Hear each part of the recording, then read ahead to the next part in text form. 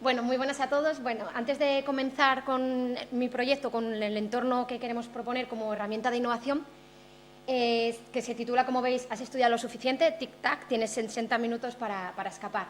Siempre me gusta comenzar explicando un poco la importancia de los trabajos que estamos siempre presentando o que hacemos. Y en este caso se ha ido.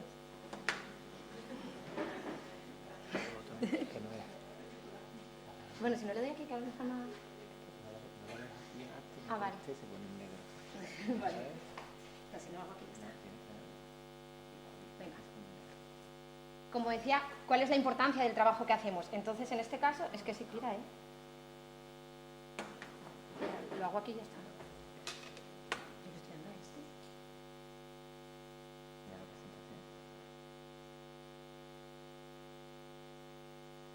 Venga, ya está. Diapositiva 28, 28. Estamos en la última, ¿no? Hemos puesto la última. Ah, digo. Esta es la última. Me había tenido la presentación. Te ponemos el reloj otra vez, ¿vale? Adelante, atrás. Vale. Ponle el reloj otra vez. Bueno, pues ¿por qué es importante hoy en día la innovación docente, ¿no? Bueno, pues yo creo que todos somos conscientes de que la enseñanza ha evolucionado a una velocidad relativamente rápida y muy lejos queda aquella imagen del típico profesor que daba esas clases magistrales donde estaba el profesor en un lado, los alumnos en otro y había una barrera entre alumnos y profesor. En esas clases, nuestra única fuente de información prácticamente era aquel profesor. Entonces, el hecho de faltar un día a clase, por lo menos en mi caso, era traumático porque ¿quién me iba a dar a mí esos apuntes que yo era capaz de recolectar?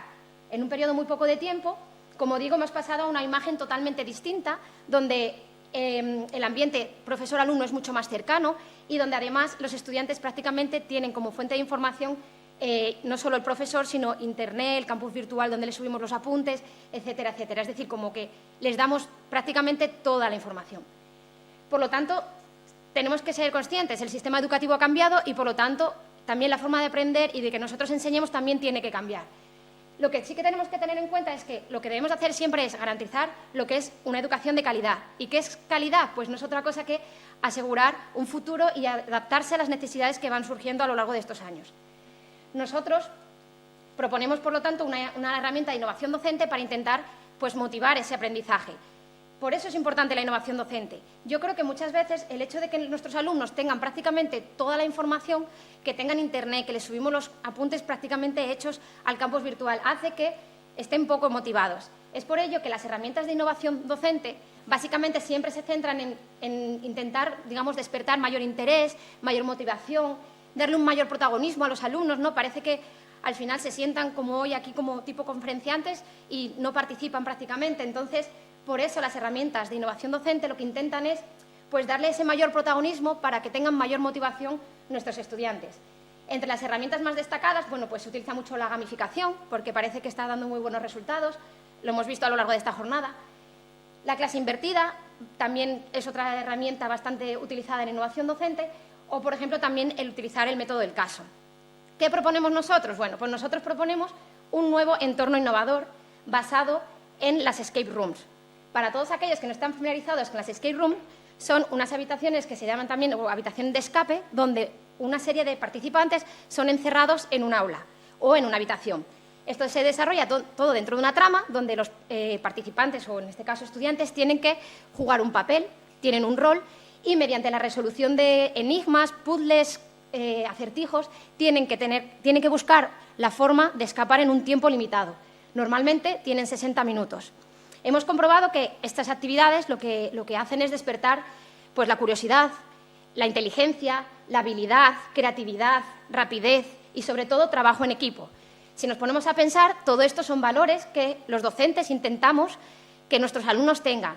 Entonces, ¿por qué no utilizarlos en el aprendizaje? ¿Por qué no transformar esos enigmas, esos puzzles, en contenidos temáticos de nuestras asignaturas? Por lo tanto, ¿por qué no utilizar esto como una herramienta de innovación que motive a nuestros alumnos? Como experiencia piloto, os presentamos la Escape Room CSIUCA, que fue la primera experiencia Escape Room que se llevó a cabo en la Universidad de Cádiz, que presentamos en la Noche de los Investigadores. Participaron más de 30 personas, en la mayoría de los casos eran estudiantes nuestros. Y lo que tenían que hacer en este caso en particular era pues, desarrollar el papel de investigadores forenses inexpertos que solo si resolvían el crimen y además quién había sido el asesino, eran capaces de escapar en un tiempo limitado, como digo, pues unos 60 minutos. ¿Cómo lo planteamos? Bueno, pues montamos una serie de carpas con la ayuda de la UCI de la Noche de los Investigadores y dentro de esas carpas dividimos nuestro escenario en 3 zonas. Una primera zona, que como veis aquí, sería la policía científica, la comisaría de la policía científica, que era una zona de introducción al juego. Ahí tenían que resolver enigmas relacionados con los diferentes grados de la facultad, fundamentalmente de ciencias, para luego pasar a una segunda fase, que era la escena del crimen, donde se encontraban un crimen y pasar finalmente al laboratorio. Ahora, de todas formas, lo explicaré detalladamente un poquito a poco. Esta fue nuestra idea inicial de comisaría científica.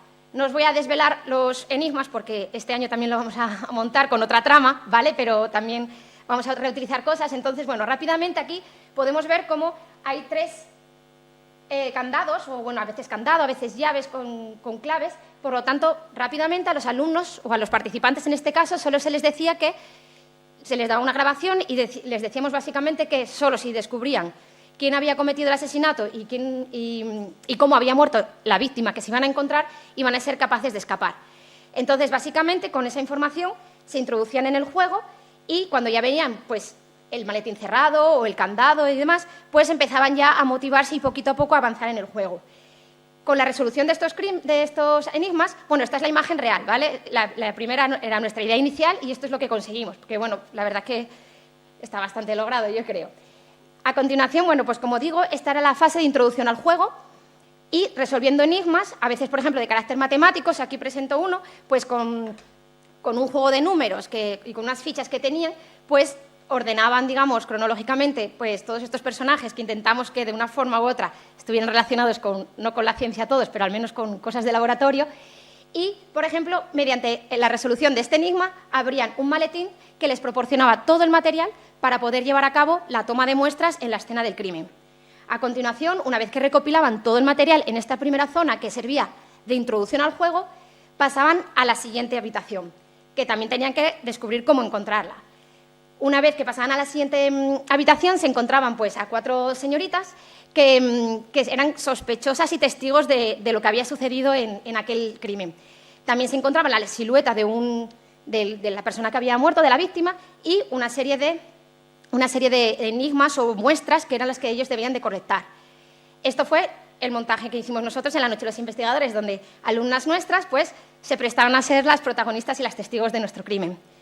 Como digo, en esta segunda fase lo que tenían que hacer los alumnos era utilizar todo aquel material de laboratorio que habían ido consiguiendo para llevar a cabo una toma de muestras adecuada en la escena del crimen.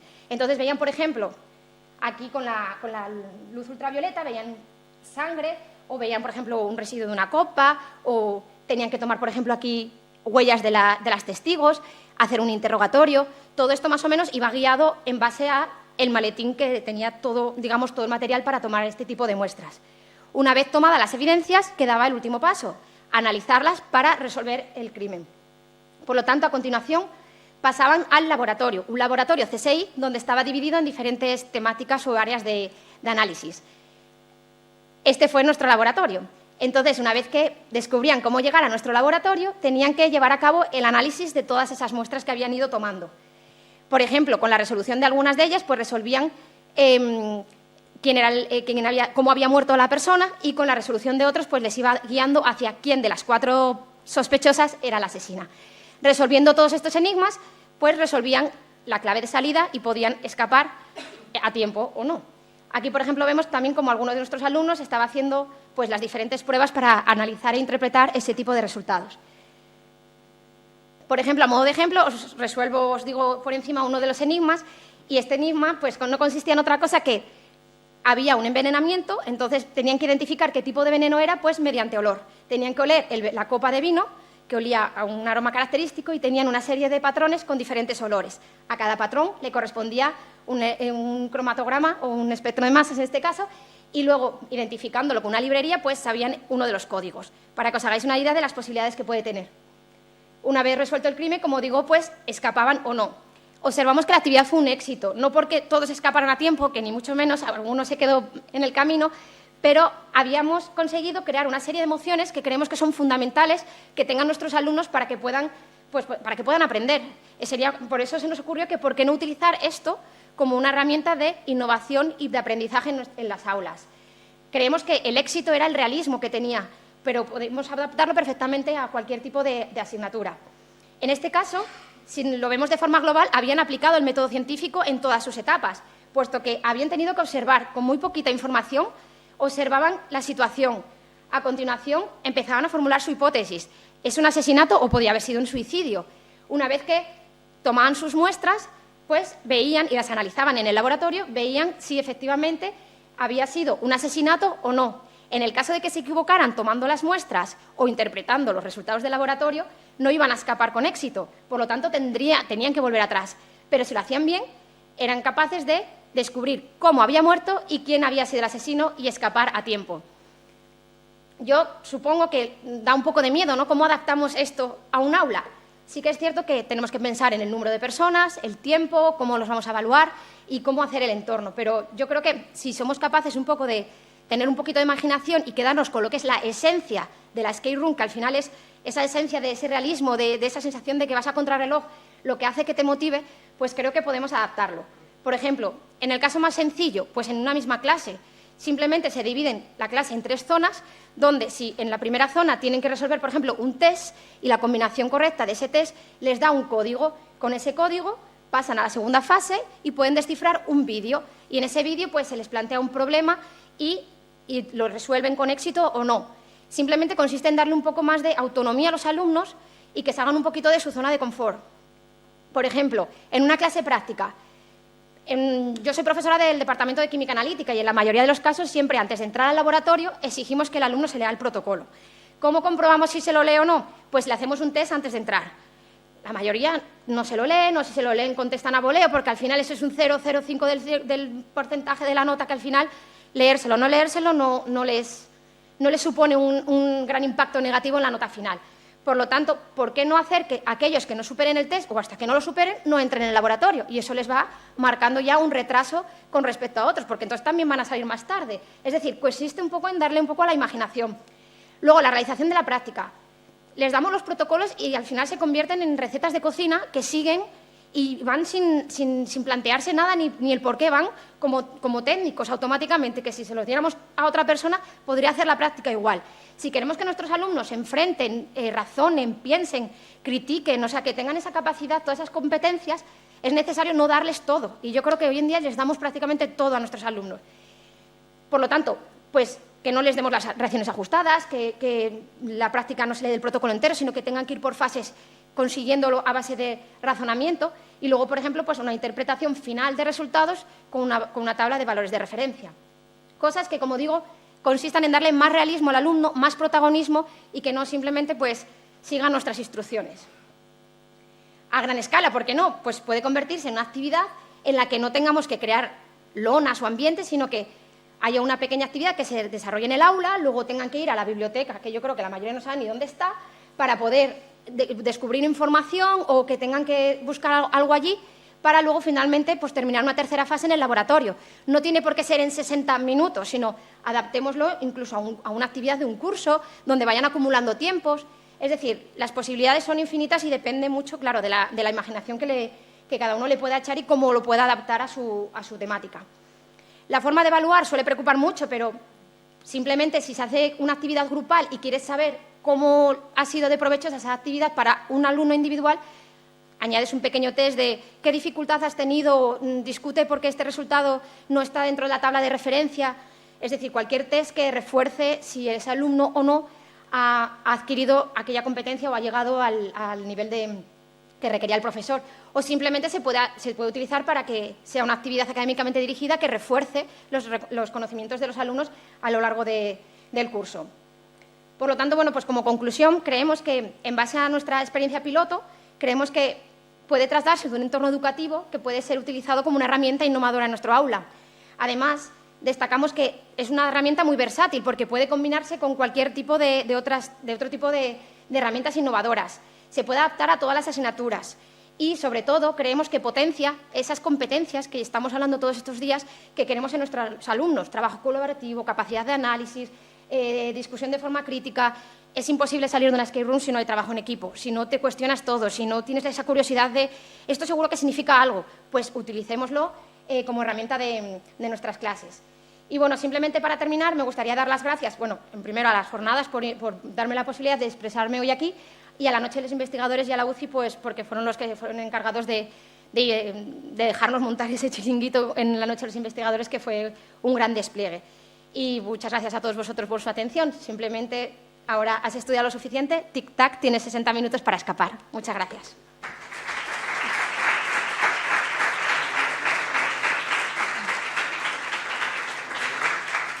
Bueno, nos queda un minutito para las preguntas, así que ser breves.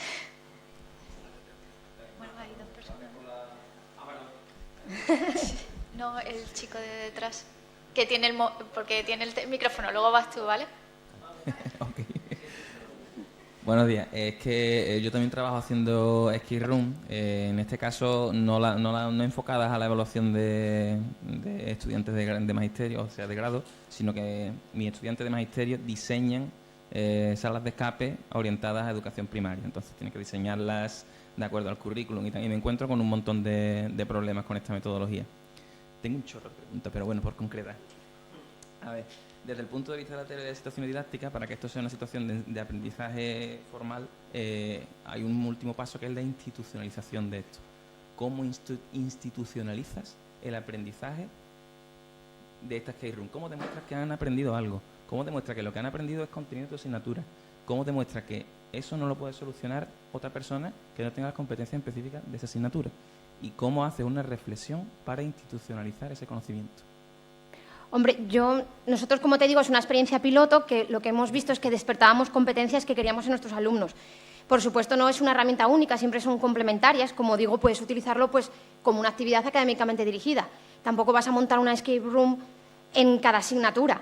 Pero, como digo, por ejemplo, en nuestro caso, yo sí que puedo darle el toque a mis prácticas de laboratorio integrado de química y utilizar el principio. Como digo, lo que hay que utilizar de la escape room no es las lonas, la cárcel, sino la esencia es de que les vaya costando por fases ir superando e ir cogiendo la información.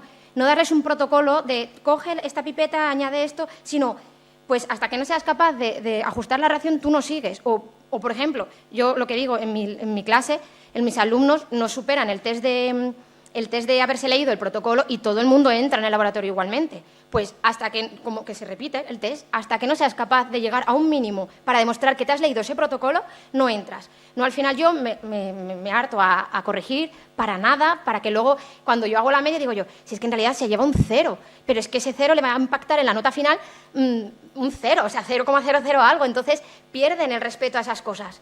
Y luego, lo que digo, antes la clase magistral, el profesor era la fuente de información, el no ir a clase era un problema, porque tenías que pedir los apuntes y demás. Sin embargo, no sé vosotros, pero nosotros subimos los apuntes al campus virtual, entonces todo ese trabajo que antes, como no había internet, solo podías conseguir si ibas a clase y el profesor magistral te daba la información.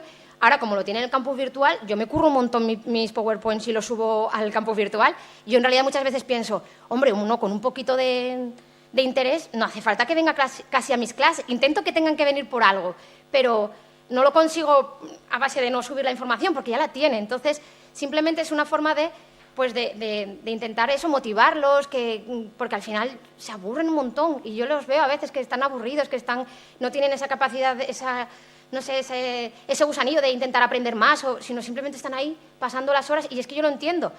6 horas enteras de PowerPoints de profesores. Yo intento combinar mucho la pizarra y demás, pero creo que esto puede ser una buena alternativa en algunos casos, siempre y cuando, claro, adaptándola a grupos de clases y demás. Tiene limitaciones, por supuesto, pero ahí está la imaginación del profesor. Tendrá que invertir mucho tiempo en montar esta actividad. Esta actividad fue montada con profesores, investigadores y nuestros alumnos. Fue un trabajo muy duro y pensar la trama no te creas que fue fácil, porque todo tiene que tener coherencia. Pero una vez que inviertes todo ese trabajo, el resultado fue muy satisfactorio. Y, de hecho, este año habíamos dicho, pues montamos lo mismo con el trabajazo. Y no hemos montado lo mismo. Estamos pensando en otra temática totalmente, bueno, no distinta, pero no igual. Entonces, pues... Yo estoy de acuerdo con que es una herramienta poderosa. Si yo ya la uso, vamos, comparto eso contigo porque creo que es fuerte. Mi pregunta iba por el lado de esto, de formalizarlo, de institucionalizarlo, de parametrizarlo, de que cumplan los ítems curriculares que tienen que cumplir, que es un trabajo más allá del diseño argumentativo de la escape room, un trabajo, digamos, de currículum. Y eso costará, eso pero cuesta. poquito a poco. Hay que empezar con piloto, luego ya se va fomentando y supongo que como al final con cualquier otra actividad.